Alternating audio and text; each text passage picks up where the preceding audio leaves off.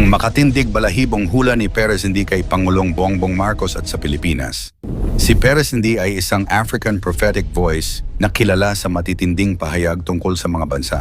Marami ang naniniwala na meron siyang gift of discernment at prophetic warning dahil ilan sa mga nauna niyang pahayag ay nangyari raw sa eksaktong buwan at sitwasyon.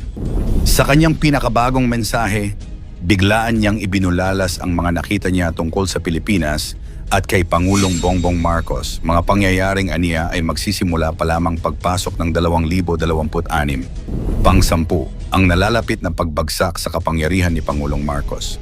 I'm seeing the people turning against you, especially in 2026.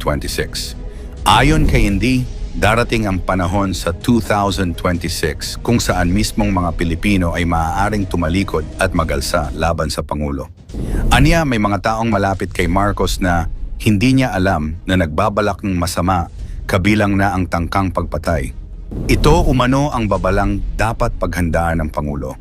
Ang posibleng pag-uga ng kanyang pamumuno at ang unti-unting paglamig ng suporta ng mamamayan. Pang-siyam, pagyanig sa pamahalaan at pagbagsak ng ilang opisyal. Many of your leaders will begin to go to prison. They will be caught. Tahasan niyang sinabi na ang taong 2026 ay magiging year of judgment for your leaders. Ayon sa kanya, maraming nasa pamahalaan ang masasangkot sa iskandalo, masasampahan ng kaso, at makukulong dahil sa mga lihim na matagal nilang tinatago. Ito raw ay simula ng espiritual na paghuhukom sa gobyerno. Isang malawakang pag-uga ng kapangyarihan sa mataas na posisyon. Pang-8, masidhing paghuhukom laban sa katiwalian. If you know you've corrupted the people's money, just repent before you get exposed. Diretsong sinabi ni ND na may mga opisyal sa gobyerno na sangkot sa mabibigat na katiwalian at lihim na kulto. Babala niya, kung hindi sila magsisisi, lalabas sa liwanag ang kanilang mga ginawa at sila ay mahuhulog sa matinding kaparusahan. Para kay ND, ang corruption sa Pilipinas ay isa sa pinakamalaking dahilan kung bakit darating ang mga sakuna at pagyanig sa bansa. Pang-7, apoy at lindol sa buong Enero 2026. I saw fire, disaster, and earthquake. January 6, January 18, January 22, January 27. Pinaka-controversial sa lahat ang sinabi niyang tiyak na petsa ng mga sakuna. Sunog, lindol at pagkawasak ang kanyang nakita sa iba't ibang panig ng bansa. Partikular ng Enero 2026. Para sa kanya, ito ang unang alon ng pagyanig na magbubukas sa serye ng mas matitinding pangyayari. Pang-6, espiritual na paghuhukom dahil sa paganong selebrasyon. They ignore the voice of the Lord because of their pagan festivals. Tahasang sinabi ni Hindi na ang mga traditional na kapistahan, particular sa Enero, ay nagiging dahilan ng espiritual na galit ng Diyos. Anya, ang patuloy na pagdiriwang ng mga ito ay nagbubukas ng pintuan sa mga sakuna. At hindi ito basta aksidente, kundi bunga ng espiritual na pagsuway. Pang-5, malakihang aksidente sa tubig at himpapawid. January 1st, through the water, through the air. May malakas siyang babala sa mismong unang araw ng 2026. Posible raw na may maganap na mabigat na aksidente sa dagat o himpapawid. Hindi niya rin ito tinawag na chance accident, kundi isang planadong pangyayari. Pang-4, pagsiklab ng apoy sa isang higanting gusali sa Maynila. This mega building, catching fire. Nakita raw ni Indy na isang napakalaking gusali sa mismong kabisera ng Pilipinas ang matutupo. Hindi niya binanggit ang pangalan, ngunit ayon sa kanya, ang sunog na ito ay magiging simbolo ng mas malaking krisis na paparating.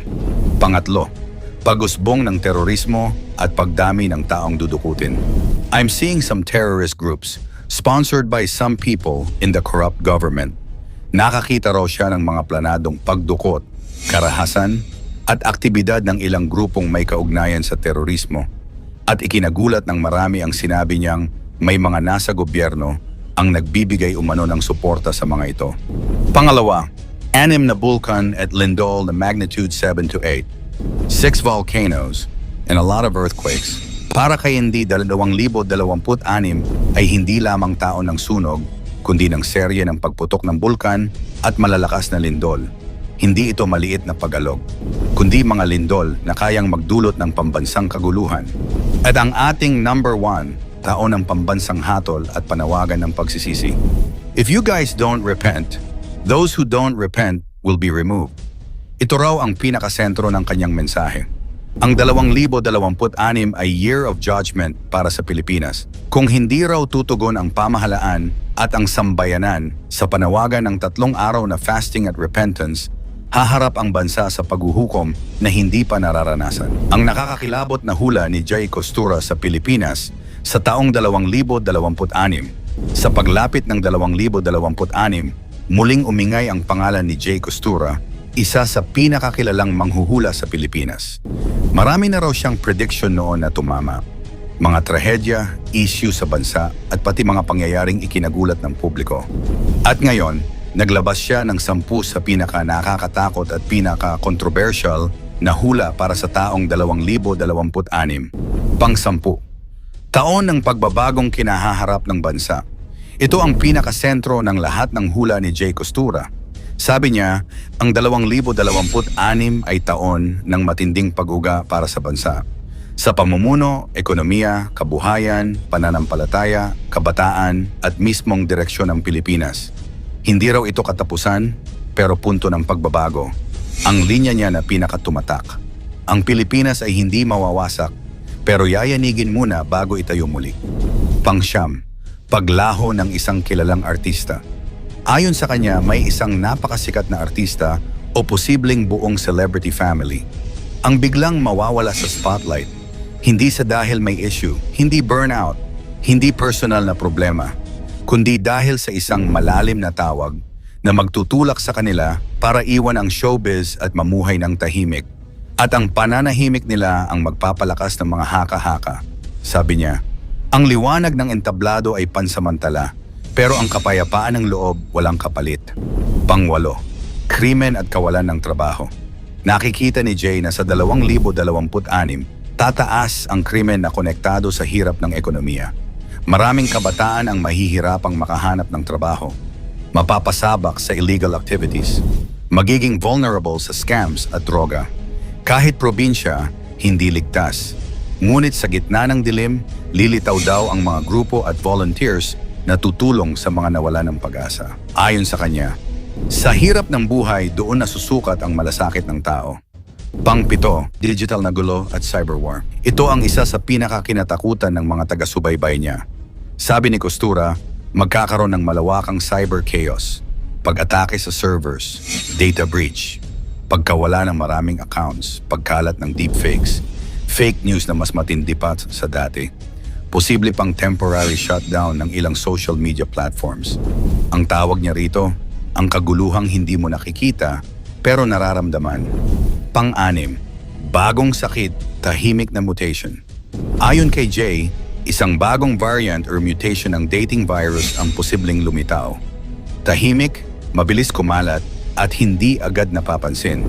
Magdudulot ito ng takot, pagdagsa sa ospital, sigalot sa gobyerno, pagkalat ng peking lunas online, pero may pag-asa pa rin. Sabi niya, sa bawat sakit, may bagong bayani na lilitaw.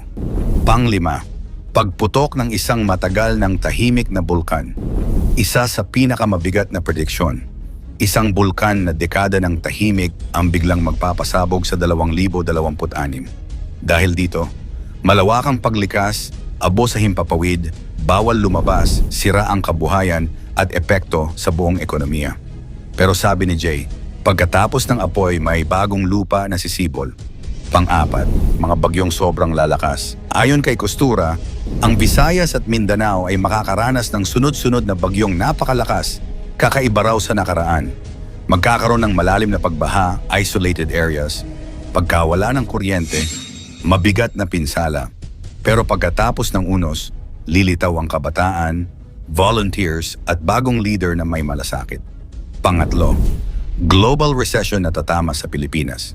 Inuulit daw ni Jay ang nakikita niya mula 2025 sa 2026, posibleng sumabog ang global economic crisis. Dahil dito, ang pagtaas ng presyo, pagsasara ng negosyo, pagtaas ng utang, pagbaba ng value ng pera, mas mabigat na pasanin sa pamilya. Ayon sa kanya, sa hirap, doon nasusubok ang tatag ng Pilipino. Pangalawa, pagkalugmok ng mga malalaking negosyo. May ilang malalaking kumpanya kasama ang kilalang brands na matagal na nating nakasanayan ang posibleng magsara o magbawas ng operasyon. Hindi dahil sa iisang dahilan, kundi kombinasyon ng digital disruption, economic crisis, supply chain problems, global instability. Ito raw ang magpapayanig sa merkado. Sabi niya, ang higante kapag natumba, maraming madadamay. At ang ating number 1, pagising ng mga kabataan. Sabi ni Jay Costura, ang kabataan ang unang gagalaw. Ayon sa kanya, sa 2026 ay magkakaroon ng malaking spiritual at ideological awakening ang maraming kabataan sa bansa. Hindi ito simpleng pag-aktibo, kundi pagbabago ng pananaw, pagtanong sa nakasanayan, at paghahanap ng mas malalim na katotohanan. Pero babala niya, kapag hindi handa ang puso madaling maligaw, may kabataan din daw na maaakit ng maling aral, bagong sekta, or online personalities na may mapanganib na impluensya. Mangyari man o hindi ang mga hulang ito, tandaan, ang tunay na kapangyarihan ay nasa Diyos, hindi sa mga manghuhula. Kung naniniwala ka na sa Diyos lamang ang magtiwala, i-type ang Amen sa comment section. I-like at i-share ang video. Salamat at God bless.